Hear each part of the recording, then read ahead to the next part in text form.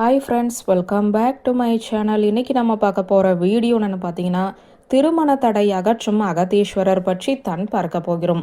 திருச்சியிலிருந்து சுமார் 22 கிலோமீட்டர் தொலைவில் உள்ளது பெருகமணி என்ற ஊர். இங்கு ஆனந்தவல்லி உடனாய அகத்தீஸ்வரர் திருக்கோவில் அமைந்துள்ளது. இந்த ஆலயத்தை பற்றி தான் இப்போது இந்த வீடியோவில் பார்க்க போகிறோம். பூமியில் பிறந்த அனைவரும் தங்களின் கர்ம வினைகளுக்கு ஏற்ற பலன்களை அடைவது உறுதி. அதில் ஒருவரின் வாழ்க்கையின் முக்கியமான திருமண தடையும் இருக்கலாம். 30 வயதை கடந்தும் ஆண்கள் மற்றும் பெண்கள் பலருக்குமே திருமணம் நடைபெறாமல் உள்ளது.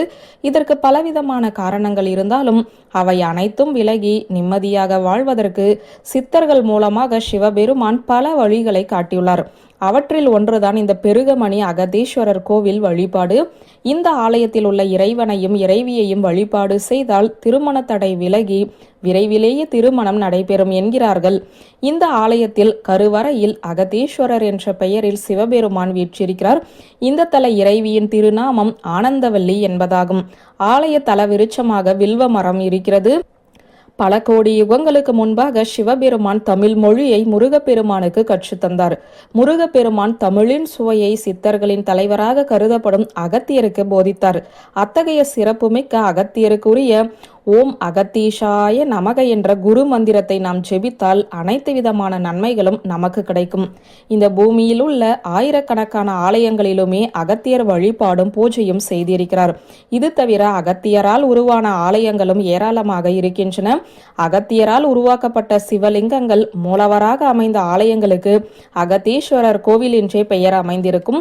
அகத்தியர் சித்தர்களின் தலைவராக போற்றப்படுவது போல பெண் சித்தர்களின் தலைவியாக அகத்தியரின் மனைவி லோபமுத்ரா போற்றப்படுகிறார். அகத்தியருக்கும் லோபமுத்ராவிற்கும் திருமணம் நடந்த இடமாகவே திருச்சியிலிருந்து கரூர் செல்லும் சாலையில் உள்ள பெருகமணி அகத்தீஸ்வரர் கோவில் இருக்கிறது. ஒரு தலைச்சிறந்த சிவபக்தனை மனம் முடிக்க வேண்டும் என்று லோபமுத்ரா சபதம் எடுத்திருந்தார். அதை நிறைவேற்றுவதற்காக அகத்தியர் பல்வேறு விதமான உபதேசங்களை லோபமுத்ராவுக்கு வழங்கினார்.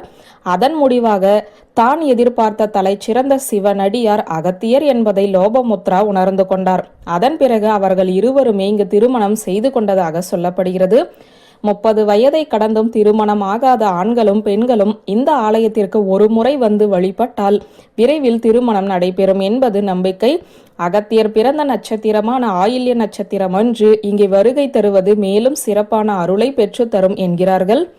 அப்படி வரும்போது இங்குள்ள மூலவருக்கும் அம்பாளுக்கும் ஒரு மறிக்கொழுந்து மாலை மற்றும் ஒரு மல்லிகைப்பூ மாலை அணிவித்து ஒரு முகூர்த்த நேரம், அதாவது 90 நிமிடங்கள் பிரார்த்தனை செய்ய வேண்டும். மேலும் தலவிருட்சமான வில்வ மரத்தை அகத்தியருக்கு பிடித்த 8 எண் இலக்கத்தை குறிக்கும் வகையில் 8 மடங்குகளில் வலம் வர வேண்டும். அப்போது அகத்தீசாய நமக என்ற மந்திரத்தை உச்சரிக்க வேண்டும். இதற்கான பலனை திருமணம் ஆகாதவர்கள் விரைவிலேயே அடைவார்கள். வியூவர்ஸ், இந்த வீடியோ உங்களுக்கு பிடித்திருந்த லைக், கமெண்ட், ஷேர் பண்ணுங்க. நன்றி.